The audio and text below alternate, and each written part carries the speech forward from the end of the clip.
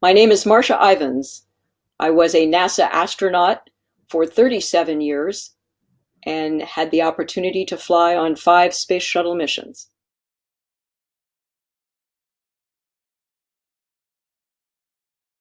Back in my day, astronaut was a fairly exotic kind of thing. As a child, my desire to become an astronaut, and I was a child of the 60s, was not a normal thing that any kid wanted to do. So I was the outlier in what I wanted to do. A, knowing what I wanted to do, and B, actually being to pursue that. As a young child, there was no such thing as astronauts. I was born in 1951.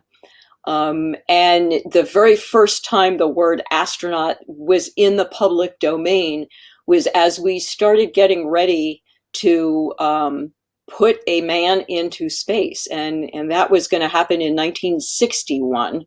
So I was 10 years old the very first time we put our first astronaut into space. And if you remember, which is now history for all of you, um, the United States and the Soviet Union were in a race basically to see who could get into space first with people, and ultimately who could be the first to land on the moon. So it was a very competitive thing in the political community at the time.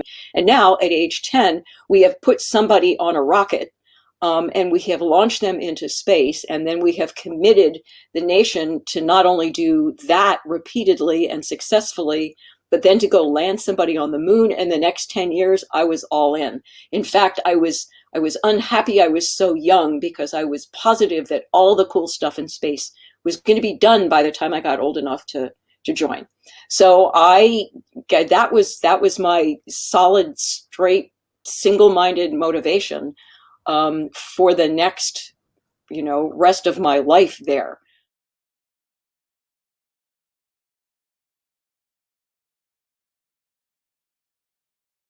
I didn't go through life saying, I am a woman, treat me differently or treat me the same. I went through life saying, I'm a person and I am interested in doing this. And if I can demonstrate I can do it, maybe I can be on the team. I mean, that was my whole attitude in everything that I did. And I didn't actually, frankly, do well in school, but I did well enough to graduate with an engineering degree. I loved flying, and I did that really well. And I continued to fly and get additional ratings and do additional things as I was flying. When I graduated from the university, it was the worst time in the United States for jobs in aerospace, which is what my degree was in. And I applied to companies all over the United States, and I think I was rejected by 27 of the 27 that I applied to. So if you want to call that an obstacle, that was an obstacle. I was offered a job with a pharmaceutical company, which I took at the same time I enrolled in graduate school, and decided that I would rather work than go to school. And so I did. I had sent my application letter to NASA saying, I'll do anything, if I can just come and work at the Manned Space Flight Center in Houston. And they weren't hiring. In fact, they were laying people off. And so I went to work for this pharmaceutical company. And about 7 months later, I got a note saying, we are selecting a class in about 7 months. And, if you'd like to be in it, and this is an engineering class, not an astronaut class. And this was 1974 and 1975. And I said I would. And so I left the job with a pharmaceutical company and I moved to Houston, and that's where I've been since 1974.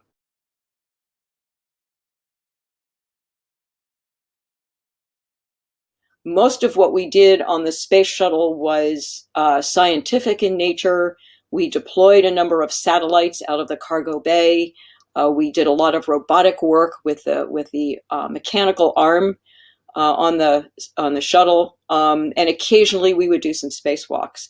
I had the job of operating the robot arm on a couple of flights. I managed some experiments, and for the last 10 years of the shuttle's mission, we used the shuttle to construct the International Space Station.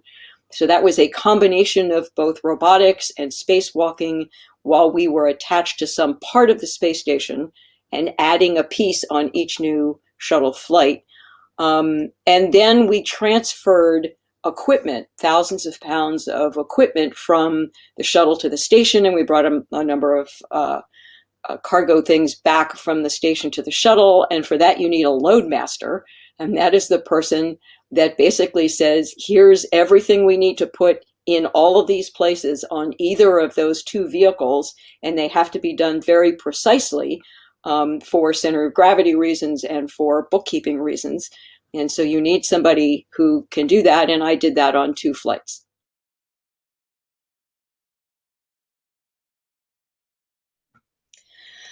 Oh, wow. Top 3 career highlights. Well, number 1, 2, and 3 would be going to space. And number 1, 2, and 3 would be surviving space and coming home successfully, I suppose. I tell people this is why I never buy lottery tickets, because I've won my lottery. I rode a rocket 5 times and I lived to tell. And so I just don't buy a lottery ticket.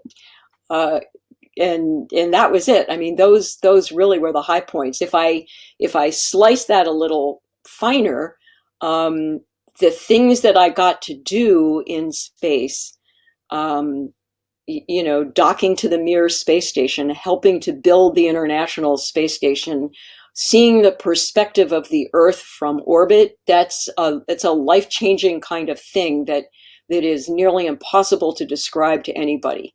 And then having been given the ability to travel around the world once I'm back on it and tell that story to people all over the world, that also has been a highlight of my career, in being exposed to people and cultures and ideas all over, and places all over the world that are not normal tourist places for Americans, for sure.